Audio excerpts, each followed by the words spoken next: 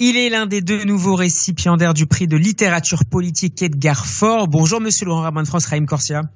Bonjour.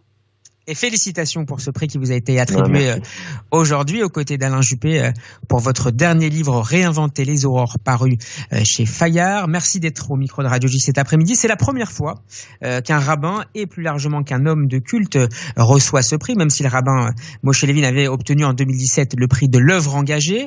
Une première réaction, Monsieur le Grand Rabbin, heureux, surpris, fier? Tout cela à la fois, avec en même temps une sorte de tendresse pour l'autre ouvrage, celui d'Alain Juppé, qui s'appelle Mon Chirac, une façon de raconter le lien que chacune avait avec Jacques Chirac. Et pour moi, cette sorte de reconnaissance du fait que c'était un livre politique. C'est étrange. Lorsque je suis allé il y a quelque temps à la FNAC, je l'ai trouvé dans le rayon religion, ça m'a surpris. Parce que c'est un livre qui puise, j'ai essayé de puiser dans les racines bibliques, qui sont les miennes, mais c'est un livre sur la société d'aujourd'hui, donc un livre politique. Et le fait que ce soit un prix politique me touche éminemment. C'est un livre qui s'adressait à tous les Français ? Oui. Par-delà leur confession ? Par-delà leur confession, parce que j'ai la conviction que le message de la Torah est un message universel et que c'est notre vocation de diffuser ces valeurs de la Torah. J'ose le dire avec peut-être un peu d'orgueil, c'était exactement ce que faisait le rabbin Sachs. Le grand rabbin Jonathan Sachs. Ouais, le grand rabbin Lord Jonathan Sachs présentait à l'ensemble de sa communauté, c'est-à-dire la Grande-Bretagne et le Commonwealth, cette façon de puiser dans les textes de la Torah pour essayer de comprendre les temps d'aujourd'hui. Et mon livre a essayé de suivre ce chemin parce que ça a toujours été ma façon d'interpréter la Torah comme une sorte de récit du temps d'aujourd'hui. Et mon maître, à son âme, le grand rabbin Shushna, me disait toujours, si un verset ne te parle pas pour toi et d'aujourd'hui, c'est que tu l'as mal lu, reprends-le.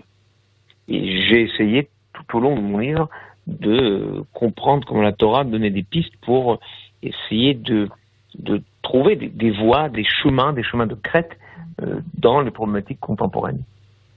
Votre livre, Monsieur le Grand Rabbin, comme votre engagement au Grand Rabbinat, vise à éviter un délitement de la société, à faire primer l'espérance sur la peur et l'esprit de défaite. En cette période délicate à la fois à l'échelle individuelle et collective, comment porter ce message? Comment le traduire à la fois en pensée et en acte? Parce que tout simplement, on voit bien à quel point la force du lien social nous manque quand nous en sommes privés.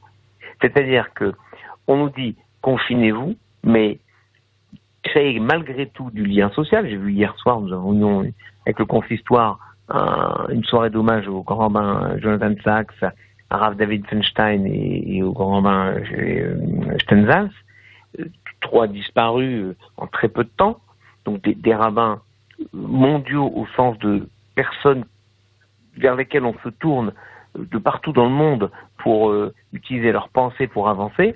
Et donc la force de l'engagement de ces personnes, c'est aussi une façon pour nous de créer du lien. Parce qu'il y avait plus de 400 personnes dans cette cérémonie.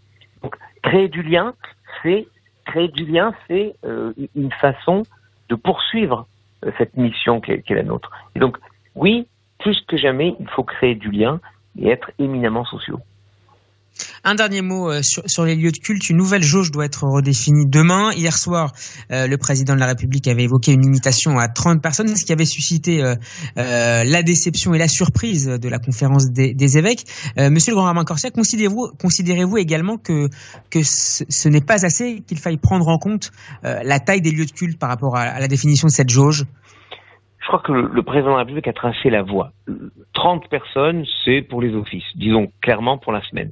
Demain, le Premier ministre affinera les choses pour les offices du vendredi pour les musulmans, du samedi pour nous et du dimanche pour les chrétiens. Il est évident que le temps de l'Avent pour les chrétiens est un temps avec beaucoup de monde. Nous aurons le Shabbat du 12 décembre, le Shabbat Hanouka. Donc il est évident qu'il faut intégrer au moins une fois par semaine la réalité des lieux de culte. Maintenant, 30 personnes, dans certaines synagogues, ce sera trop, parce que des petites synagogues ne peuvent pas avoir autant de monde avec des mesures que nous devons prendre. Avec le président Mergui, nous avons longuement discuté avec l'État pour avoir une sécurité sanitaire optimale pour pouvoir ensuite proposer des solutions pour les grands lieux. Il est évident que pour une immense synagogue de 30 personnes, c'est peu. Et donc, une fois par semaine pour le Shabbat, c'est-à-dire au moment où on a des grands offices, probablement que le Premier ministre proposera des solutions qui intégreront les données locales. Merci beaucoup, monsieur le grand rabbin de France, Chaim Corsia, d'avoir été notre invité cet après-midi sur Radio J. Encore Mazal Tov pour ce prix Edgar Faure du livre politique qui vient de vous être attribué.